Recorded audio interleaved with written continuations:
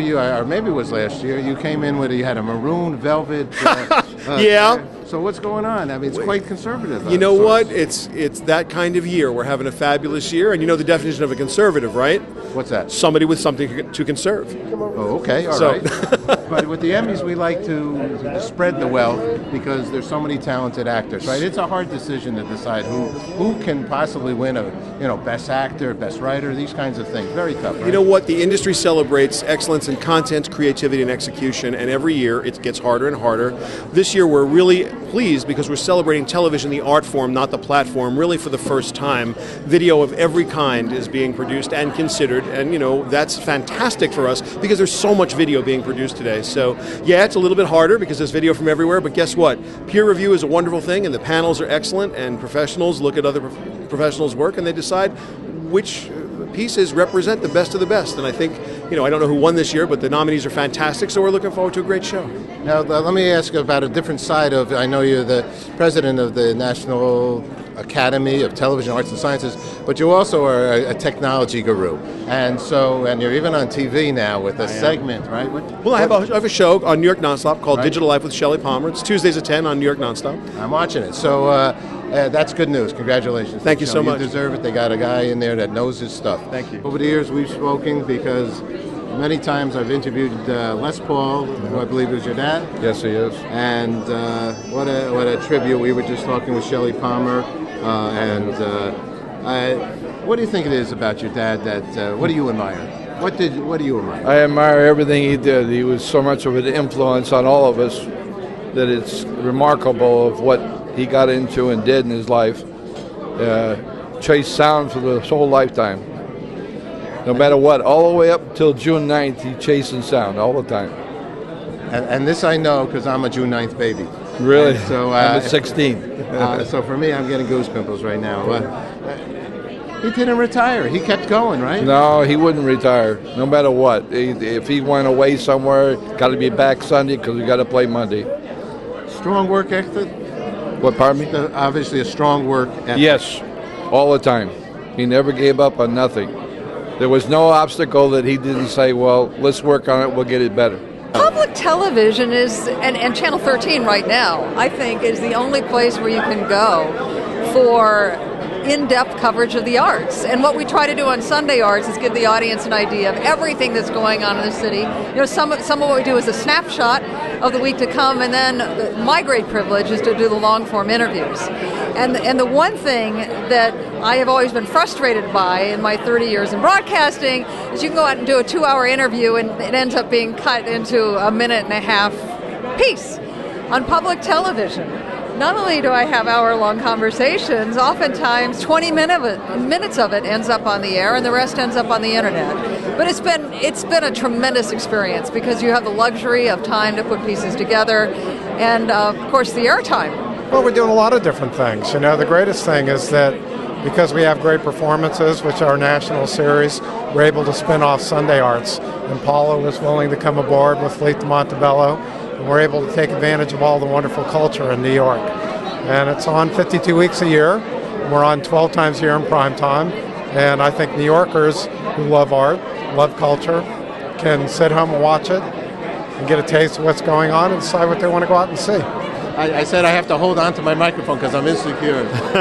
Do you have to be secure to be an actor, or do you have to be insecure to be an actor? Yeah, probably. I think you have to be insecure, actually. Yes. And so how does somebody get over, they like to entertain people, but they're actually afraid to come out in front of the audience and really go and do something that they might really want to do? What do you suggest for them to do?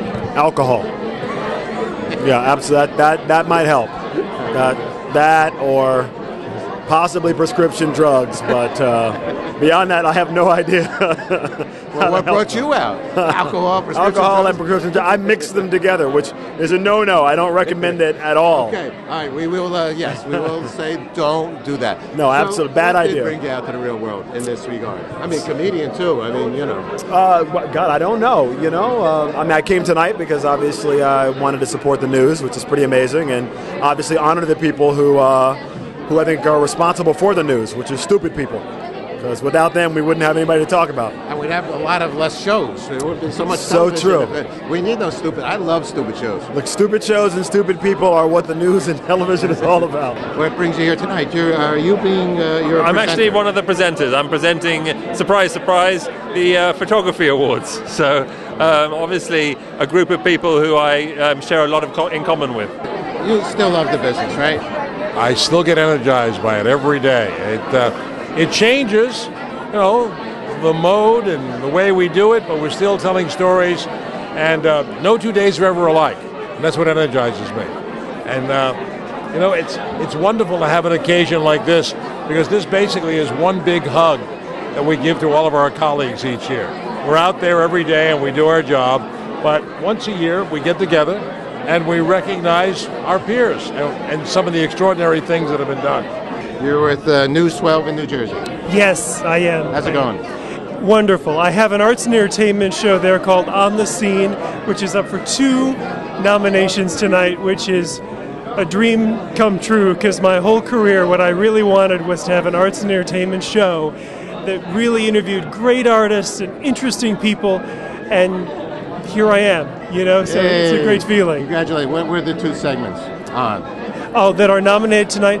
One is called An Artistic Vision, which is about a young woman who is rediscovering how to paint. She's an artist, rediscovering how to paint after almost going blind, and yet she's still finding a way to bring life to that canvas. And of course the other one is a very in-your-face piece called GIMP, and it's about a dance ensemble of able-bodied and disabled dancers on the stage, creating art and showing their bodies sometimes to the world for the first time. They're missing limbs, and it's a very unusual kind of piece, but the show has a legacy, my show, of really showing people how art can transform people's lives.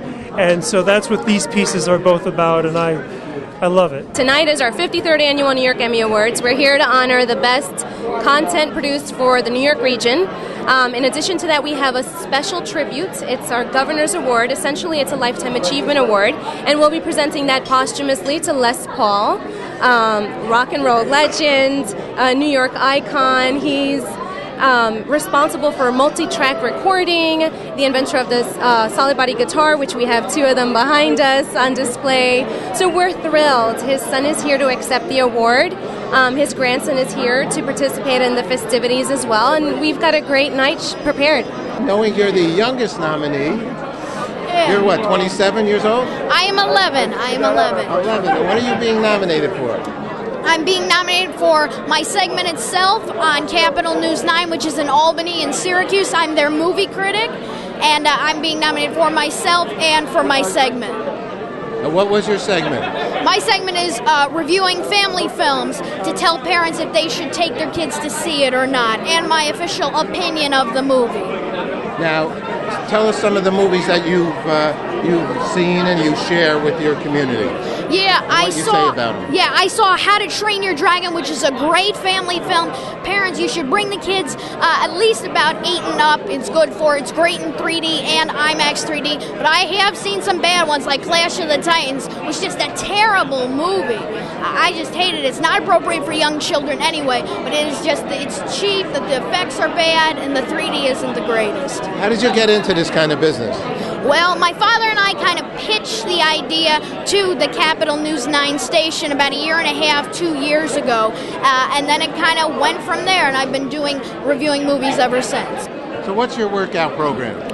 I do yoga, I do weight training, I do lots of running, jogging. I do boxing. I do everything, man. When you do the yoga, can you get into some of those like the yoga postures? Man, I try to keep it simple, man. I'm not extremely flexible, so which is why I'm doing yoga. But I like to do the hot yoga where it's like 100 degrees in the room. Helps you get looser, So, but I don't do the real complicated stuff. I had my doctorate from Columbia. Right now I'm teaching Yale and Princeton, but I worked for Planned Parenthood of New York City. I was a research director. I thought all they do is talk about sex. They don't talk about television. They don't talk about the weather. They don't even talk about literature. 48 hours later, I said, hold it. That's very interesting. And I started, look what happened. And I started in 1980. Now we are 2010, and I still talk about sex. Well, you know, it's good because it's still a subject that's around. I should hope so. And not only that, anybody here who looks at me, I know what they're thinking about. Sex. Yeah, 1,000%. You saw right through my brain, and I've been meaning to talk about this with you. But I want to tell you, I think events like this are very important to recognize the industry and what they do. That's why I'm here.